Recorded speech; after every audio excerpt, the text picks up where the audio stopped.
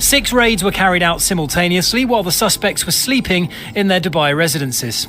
After months of investigating and hours of monitoring the gang's social media accounts, a team of highly trained Dubai police officers were able to confirm the gang's whereabouts and fraudulent activity.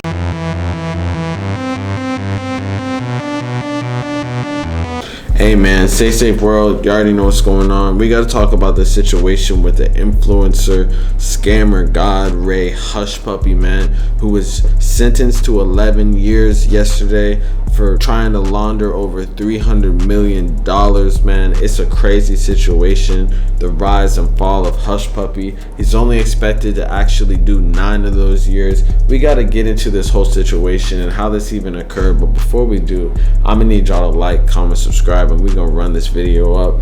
Make sure y'all check the merch link in the description. So let's go, man. So if you're not hip, man, Ray Hushpuppi is basically this guy that was a Nigerian scammer that sort of came up and blew up on Instagram a couple years back. He actually started making his Instagram over a decade ago and just slowly blew up.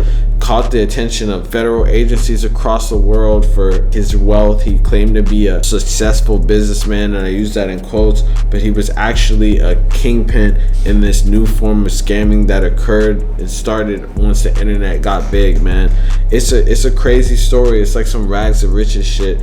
And he was sentenced to 11 years, but he's only apparently gonna face 9 years. And if you know about the whole history of his scams, you know that the $1.7 million of restitution that he was ordered to pay is probably nothing, because at a certain point, people were saying he might have had over $900 million in his bank account, man. It's a crazy ass story. So it all starts from the outskirts of Nigeria. This guy, Ray Hushpuppi, man, he grew up in an impoverished neighborhood in the slums. His dad drove a taxi, his mom selling bread and stuff on the side of the road type shit. And then he discovered this new type of scamming that was based off the 413 scamming, sort of back in the 80s and 90s. It was this type of scamming where they called themselves Yahoo Boys. Basically, they were a group of kids that went around and send out like fake emails to people and try to like compromise people's information, you know, typical like wash scam type shit, where they would basically contact people in the States and shit and say like, yo, I'm like a family member overseas and I don't have any money. And then people are so panicked and they send money to these dudes, all types of shit, probably Craigslist scamming, like anything that you could do on the internet. Eventually he started coming up on a new type of scam, which was called the business email compromise, where basically compromised emails were sent out to a business. They would get their information through a hacker, compromise the email, steal it, not let the person know, not really do anything, just sit on it and wait, try to see where the cash flow was coming in and out, and the way the patterns that they were like talking about money and stuff. They usually target like managers and people that had access to money. So that would basically go down, and he would make hella bread off this, and he joined essentially a network of people who were doing this, like hackers throughout North Korea. But specifically North Korea was the people that he was mostly working with. So he ended up moving to Malaysia because there was more access to the technology that they needed, and then that's when he started really getting big.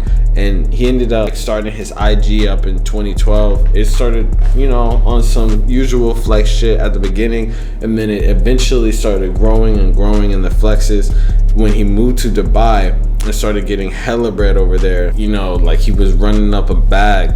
He was getting hella bread, and on top of that, he had like the access to the stores, celebrity type shit that you need, like the Louis V's, the Gucci's, the Rolls Royces and shit like that. And that's when he really started making money, man. And that's when he started to turn a new leaf into money laundering, man. He linked up with this dude named Caleb Marley, who was a Canadian guy that basically was laundering money from those people that were doing the business email compromise scams. They were doing all types of shit, man. Like they were like at one point trying to scam the Premier League for hundreds of millions of dollars. But his lifestyle eventually was what caught up to him. The fact that he was flexing his bread so crazy, driving Rolls Royces and Lamborghinis and shit in Dubai, no one really knew what he did. It kind of put the feds on his radar, and that eventually got him caught up, man. At one point, they robbed an American law firm for $1 million. and then they actually were able to rob a Malta bank for $13 million, and then they did the big play in Premier League, but it failed for $100 million. Then they moved on, and they were eventually like trying to launder at least like $300 million from like that Canadian guy. So essentially the US FBI caught the Galeb Alamari guy in the US, and then they went through his phone, saw his contact with Hushpuppi, and saw that they were trying to transfer like $300 million, man. That's not good. And then he ended up getting raided by the Dubai police right after his 37th birthday.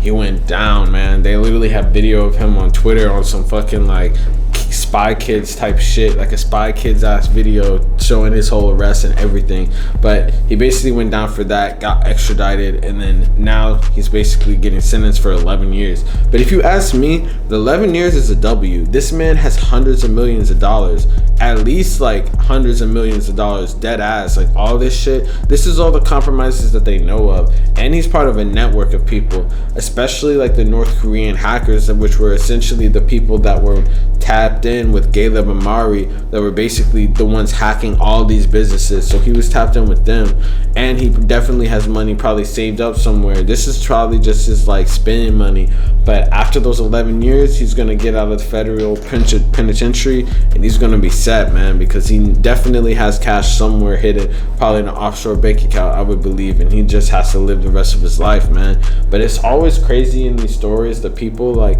it always seems like their pride and like them wanting to flaunt is the shit that like gets them caught up. Because it's like, if these dudes were just silent, I mean, they might get caught if they're slipping, especially when you're in places that are like super like regulated. You just gotta be low key with the shit. But you know, people are always gonna notice that shit, and that's essentially what happened. Like, people just notice, especially you're putting a target on your back with the feds when you post on Instagram. It's kind of self-snitching at its finest, man. But it's crazy how money works, and it's crazy that he got caught up.